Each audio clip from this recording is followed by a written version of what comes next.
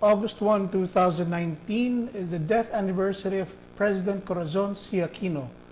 What's lighting up social media nowadays is whether or not Duterte's statements watered down her legacy. Now, essentially, the discussion was pretty much whether or not Cory was a hero. We'll discuss that and more after this. It was easy to catch me with your big brown eyes and the way you smile. Welcome to Anything Under 3 Stars in the Sun, Lone Wolf Edition. This is Pat Talks, brought to you by Pinoy Matters TV. 10 years ago na nakakalipas nung namatay si Cory, no? It's been a while. Wow, what happened? Maraming arguments whether or not si Noynoy magiging presidente ba kung hindi namatay si Cory. But that's another topic for another day. Okay, on to our topic. This is my first podcast solo. Let's start with something easy. Duterte said, Cory Aquino may be popular. She is popular today. Why? For losing the husband in the hands of Marcos. Now, marami nagagalit sa sinabi ni Presidente, pero sa akin, he's not saying anything new. It's basically true. Kwento lang. The other night, I had a debate with a friend online who gave me this article by Daryl John Esguerra from Inquirer. The headline goes, Duterte says Cory is popular only for losing her husband. Sabi niya na hurt daw siya, pero it's true. Sabi ko, there's nothing that he said that wasn't true. Everybody knows that already. Okay, let's lay the groundwork first. Do I believe Cory is a hero? Heroine? I believe she is. She's a heroine. Now, bakit kamo? Kasi, for the simple reason that during the time na magulong-magulo yung Pilipinas, nung panahon ni Marcos, there was a clamor for snap elections. Nag-agree si Marcos. And she said yes. She said yes. Yun lang yun. Give her that credit. She said yes. She could have said no and history would have been very different. But she said yes, nonetheless. Okay?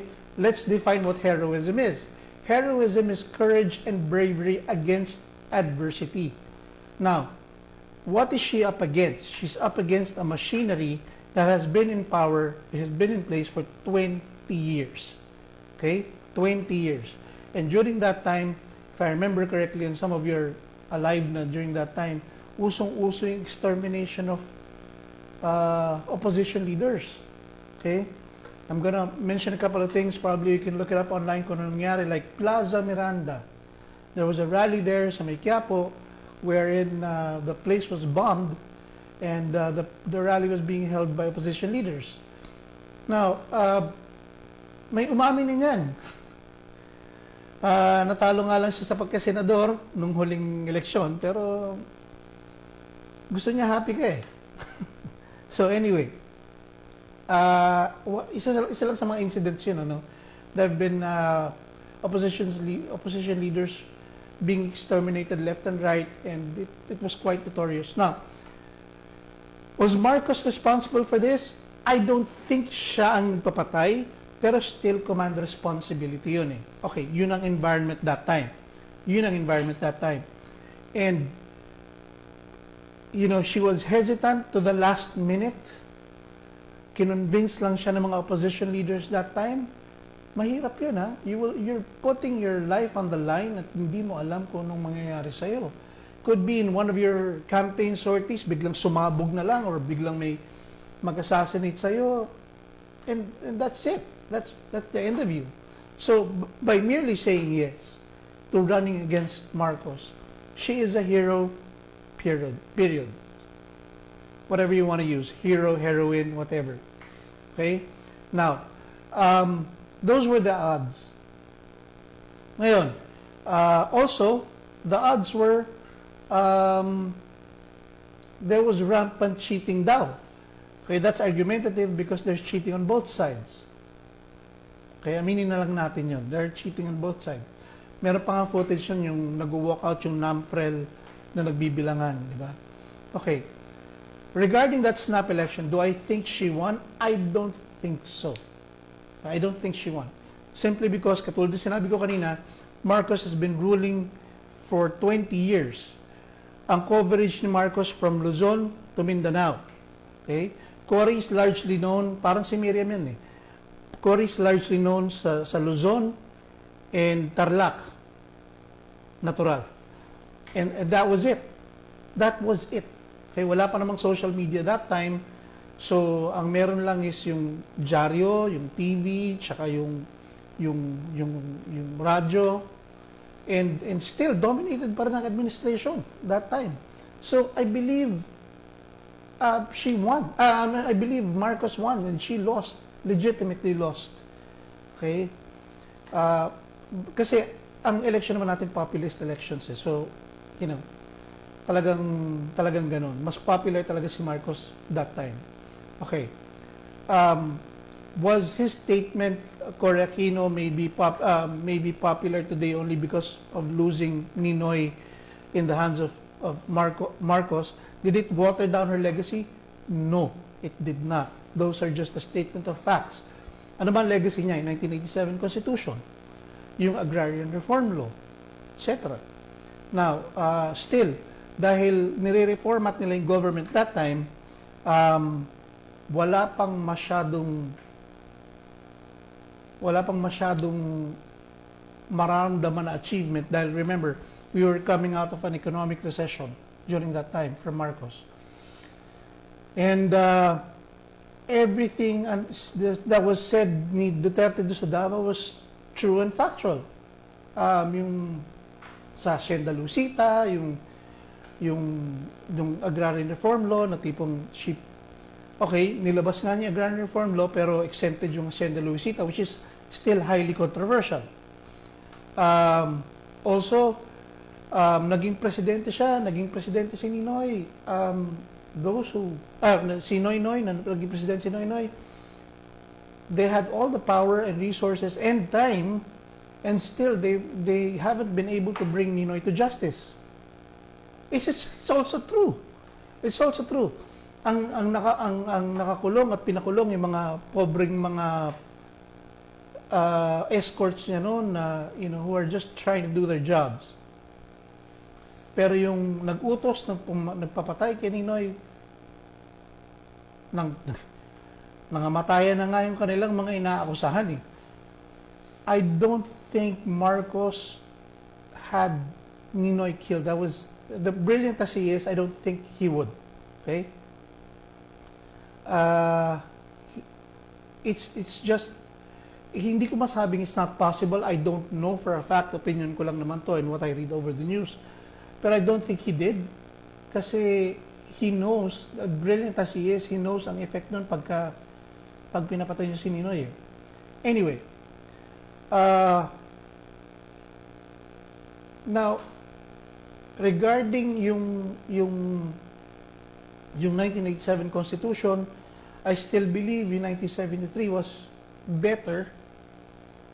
Medyo mahabang discussion yan, pero I'll touch on one point. Yung halimbawa, ang presidente 2 terms ng 1973 Constitution. Just like sa US, ang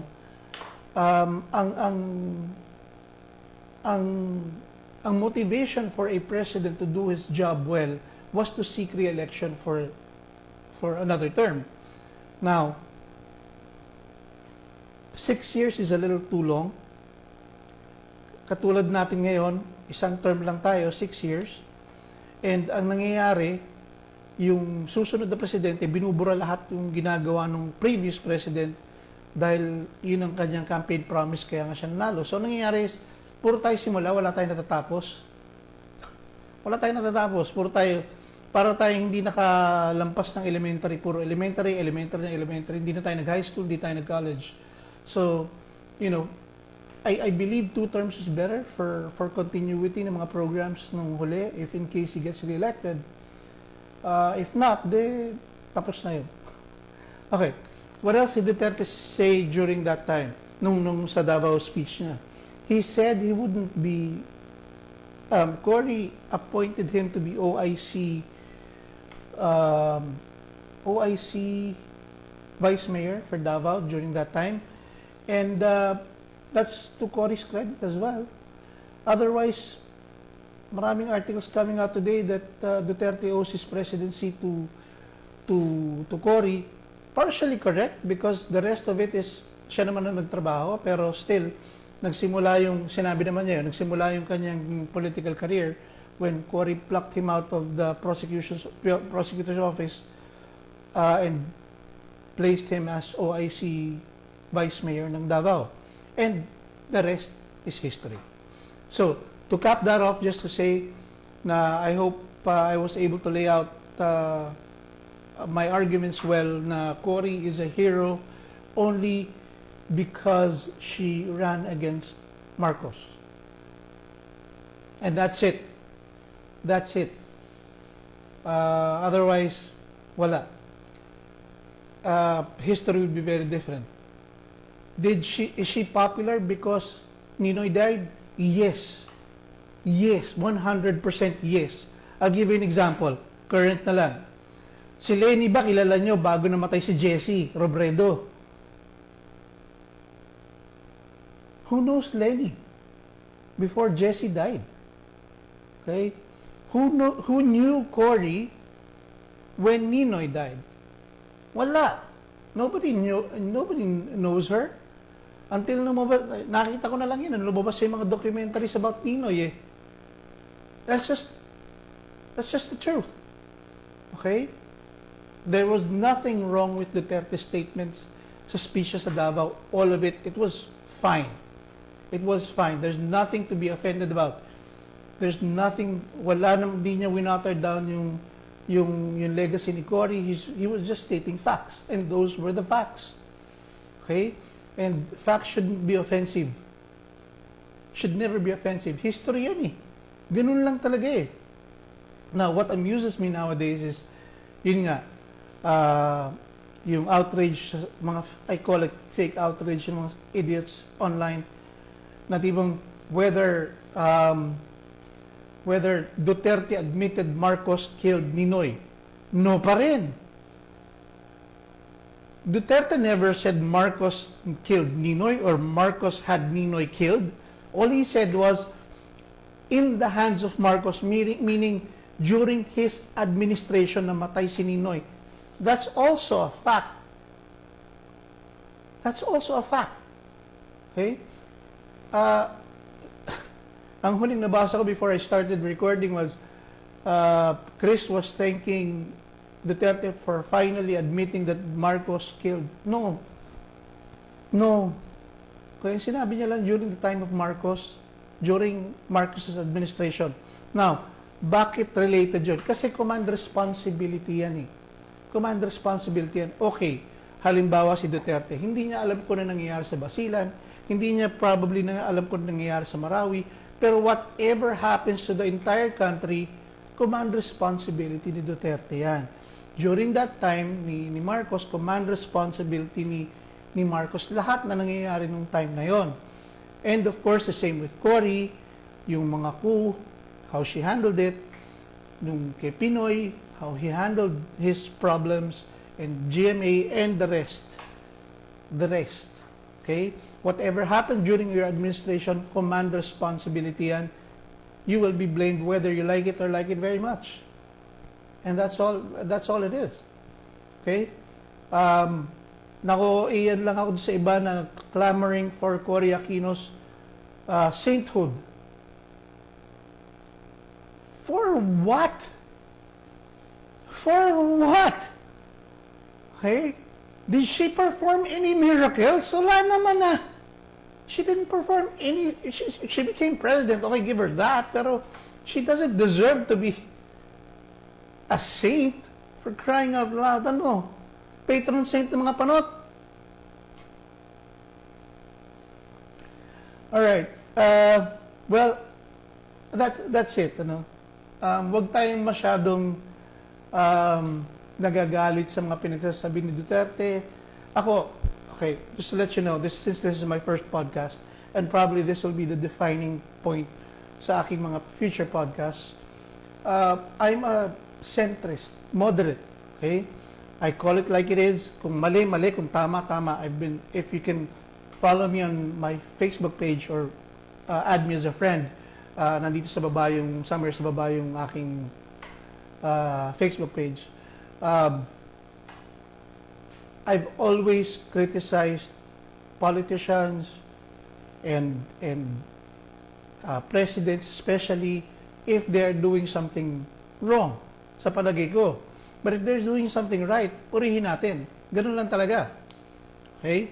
I'm not a Duterte, I'm not a yellow tard, I'm a centrist. Okay? And I believe yung mga centrists and those are, mga moderates are those who are, ayokong sabihin, pero wala talagang better term. Yun yung silent majority. Okay? And that's my take on issues. Ako, wala akong insider information. Basta sa akin, kung kunyari tama yung ginagawa ng presidente, okay, purihin natin. Okay, kung hindi man siya yung ahensyang gumagawa ng tama, kung hindi maganda yung ginagawa niya, huwag natin purihin. I mean, batikusin natin. Ganun talaga. Ganun talaga. If you were following anything under 3 stars in the sun, you pretty much can see how I think and how I tackle things. Pretty much with a level head and a lot of logic, my logic at least. And, parating centrist ang aking view. Parating moderate. Okay? So, I hope you enjoyed that. Thanks for hanging out. My name is Patrick. This is Pat Talks, Lone Wolf edition of Anything Under 3 Stars in the Sun, brought to you by Pinoy Matters TV. Like, share, and subscribe. Follow us. Nandito rin yung aming wherever we're located, yung mga icons dyan. And thank you for hanging out. It was easy to catch me with your big brown